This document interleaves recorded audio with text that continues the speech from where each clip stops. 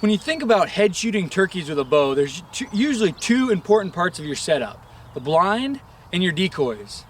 We're going to look at details of both those parts to help you capitalize on a gobbler next spring. When you really think about your blind setup, there's a couple different things that come into factor.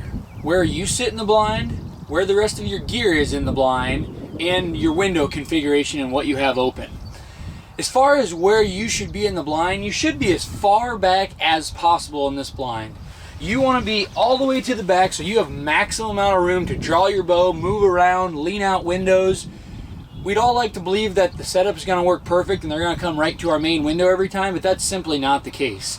Sitting in the back is going to give you the most room for error when that gobbler doesn't cooperate.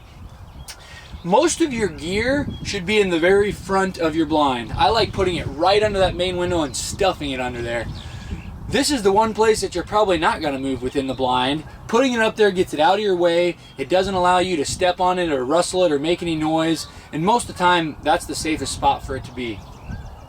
When you think about windows, there's one basic principle. You want to have the least amount of windows open as possible. When this blind is all the way closed up and blacked out, as you see me pull this back down, when you have black clothing on and you're sitting in the back, you cannot see very much movement.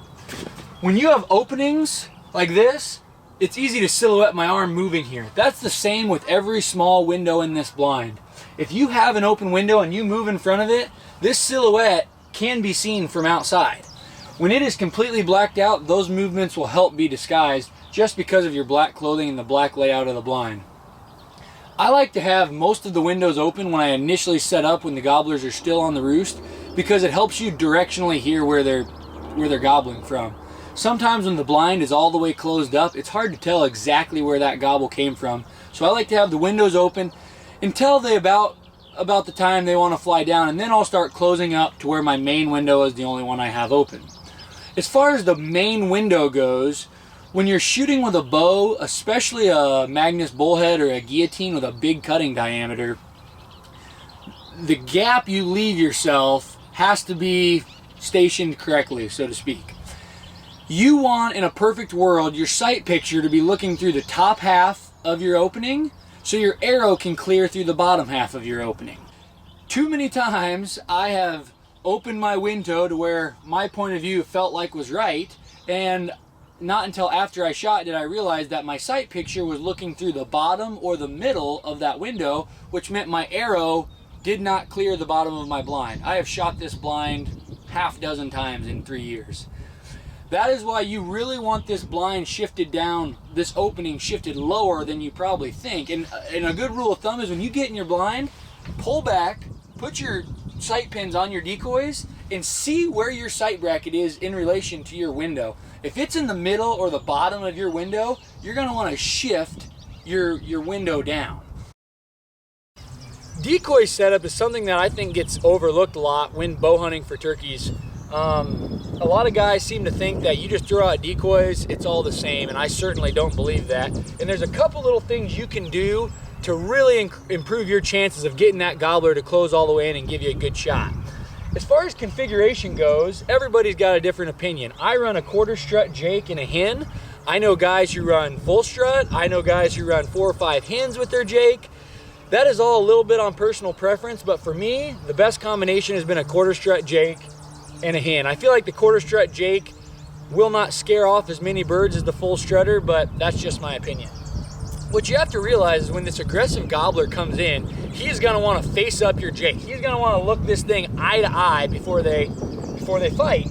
And so one thing that has to be done on your bow hunting setup to give you a little more of an advantage is to face this Jake right towards your blind.